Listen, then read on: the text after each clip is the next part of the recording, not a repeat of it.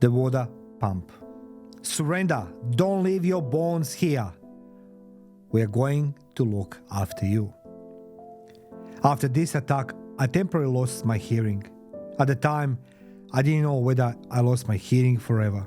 There were no doctors who'd check this, so there was no testing. Instead of going home, the commanding officer came to us and said, "You are going to be transferred over the other side, 1.5 kilometers away. It's a water pump station. You need to replace the crew. They've been massacred there.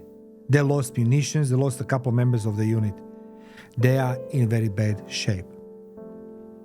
In 10 to 15 minutes, we replenished our food, munitions, and everything." As we went, shared the smokes amongst each other. Somebody had a coffee in thermos. We drank it like it was water. We started marching and crawling, walking and ducking 1.5 kilometers through the frozen lane until we finally reached the water pump station. We replaced the crew. Some of them stayed with us. They told us they'd been simultaneously hit with tanks and everything because they were so close to the enemy village. By midday, we knew that we are going to feel tenfold what we had felt the day before. We were so isolated. On one side there was the forest, while on the other side and behind us there were open fields. On both sides there were also enemy villages, teeming with soldiers, equipment and tanks that we could clearly hear. They were driving around. Then, for the first time, I heard the speakers. Somebody, presumably a commanding officer, was screaming, "Surrender! Don't leave your bones here. We are going to look after you." We just looked at each other and laughed. But essentially, what they were saying to us was, that was a sign. Look what's coming. It will be much, much more worse and intense, with much more wallop than the day before in the motel. We took our position in the water pump station. It was a horrific sight, a bit like a scene from a horror movie, with the walls of the station covered with bloodstains and bullet holes. It was hard to believe how isolated we were from the main body of the army. It was the worst location imaginable in terms of the ability to escape. There is no real possibility of extraction. However, with its thick concrete walls, the water pump station was a perfect place to defend, and the enemy didn't know how many of us were there. The best part was that it was situated on a little hill with a lot of concrete places you could hide in. It was like ready-made bunker. The days spent in the station were pleasant by comparison, as we could finally recuperate ourselves. This was despite the fact we had psychological warfare impacting us from the very first time. Each day, all day, they were calling us to surrender. Then afterwards, we wonder why they were calling us to surrender. There are so many more of them. I would say at least 5 to 1, if not more. They had tanks, mortars, cannons, and rocket launchers. Why were they telling us to surrender? We started telling each other the story that perhaps we had done such a good job at the plush motel that they had experienced much higher losses than they anticipated. We also started telling each other that their morale must be low, as ours was sky high. We didn't feel cold, tired, or hungry. We didn't want to sleep. We just wanted to continue with this. Maybe subconsciously we wanted to die. Then we'd start talking about our families and the past. There was always some story out there about somebody, and we laughed at the humor of them. Then reality hit and I was coughing badly. I knew it was very serious. I was very sick. My shoulder was hurting like hell. One of my comrades said he would fix my shoulder, but I told him not to touch it as I could barely move. I was carrying my 13-kilo weapon in one hand and a shared ammunition belt with my aide. He told me I had to stand against the wall. He smacked me so hard in my left shoulder, I think it dislocated again in different directions. Amazingly, it stopped hurting so much and I had a little bit of vodka. We had one of these small hotel-type bottles between us. We all shared the one little bottle as thought we were celebrating at a wedding. We laughed at this, but deep inside of all of us, we knew that this was the beginning of the end. The enemy was strong in every single direction, and the news we were getting from the completely cut-off city was not pleasant whatsoever. They had been cut off for days now and bombarded 24/7. The news we heard was that the enemy were taking some positions inside the city, but some brave civilians had pushed them out. Well, we wanted to believe in all of this, but the city was full of soft targets like homes, and we knew that they would fall. We felt depressed. We had more and more enemies coming towards us with more and more equipment. There was no doubt they were having casualties too. As they were attack change, the way how they're attacking was changing. It's evolving. It had been short artillery barrage, followed immediately by charging tanks and armored vehicles with lots of enemies behind them. Then they started having longer bombardments, believing that this was going to force us a surrender.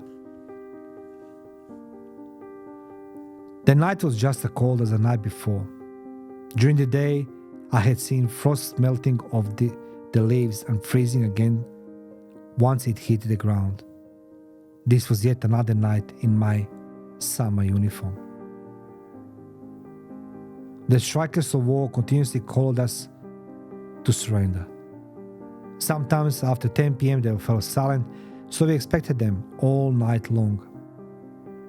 We didn't even talk. We didn't drink. We didn't smoke. We just waited. Minutes felt like hours. We waited more, thinking they were going to repeat the same thing they did the day before. But they didn't come. We heard on radio that replacements were coming. Then we saw the tanks coming through the forest. You could hear the trucks, but could only see the barrels of the heavy weapon when they were a few hundred meters away. Wave after wave charged on us. There was no doubt that they were testing our positions. They knew what kind of resistance to expect. I told myself, I feel sorry for whoever come after us, because they know we are not going to stop fighting until they have taken our position. Thankfully, maybe due to ferociousness of our defense and the number of casualties they suffered, they never fully engaged. Our resistance was always so fierce, so I guess the enemy thought there were more of us than what they were. This sowed fear into them as we fought to take as many lives as we could and show them that we were not just some kids, show that our resistance was better than their attack. Later on, we were on a truck back to city. The village I had seen the day before were even emptier. There were less people. All the gates were barricaded and you could see chains around the gate posts. It meant that people had left their homes forever. Finally, when we reached city, I saw the doctor told him of my shoulder. He inspected and told me it was dislocated and that he would fix it. He caused me even more pain and I sat there and coughing blood. He said he couldn't give me anything, but if I come back in a few hours' time, he would find some penicillin vaccines. He said it was going to help more than grappa. I went to my home. It was so cold and just felt grey as I moved around very gingerly. The city was becoming wrapped in fog and snow. That was mid-November 91, and the misery was never ending. I had deep thoughts, questioning everything, questioning myself. Mentally, I was exhausted and broken. All I wanted was to sleep. But not just to lie down and get sleep. I wanted somebody to hug me and tell me how much they love me. I wanted to kiss someone and feel the warmth of their skin.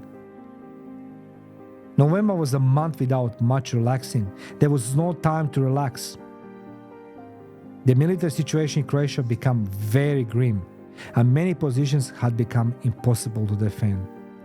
We had less and less men. Despite the desire of many to fight, the odds were against us. But we did fight. We fought day after across Croatia, defending our country, defending democracy, defending our livelihoods, our homes, our families, and our friends. The news depicted the situation was bad. It was a month when the many positions became unattainable and the faint-hearted become suicidal, while still remaining involved in the war. You felt the full force of the enemy and technology against you. On a daily basis, you face thousands of shells raining on your position from airplanes above, shooting in every possible direction. The number of bombs everywhere was just unbelievable. I was called to join the big task force group to break into the city of Vukovar in the east of Croatia and help defenders inside. We were to carry military equipment, medical supplies, and food. We had no idea how it would work. We just knew we need to break the blockade, enter the city, bring all the equipment, and help defenders and civilians to leave the city. The city of Vukovar was looking the way the Battle of Stalingrad did in documentaries on History Channel. Continuous hand-to-hand combat with every very survivor. When you listen to all the interviews with survivors describing the war, it looked exactly like this.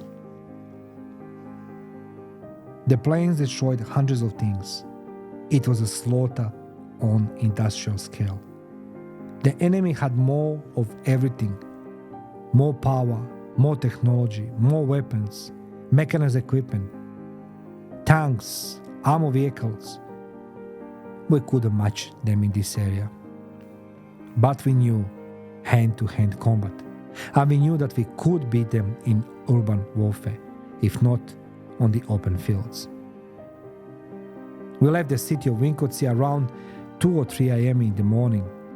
I remember that I just wanted to talk to my parents and see how they were, to tell them that this was most probably going to be the last time they ever heard from me. I knew that once when we entered Vukovar, nobody would come out alive.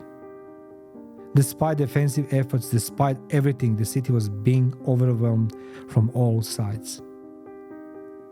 It looked like an impossible task. But the fire was still in me. The desire to fight for my country, for my comrades, and for civilians was huge.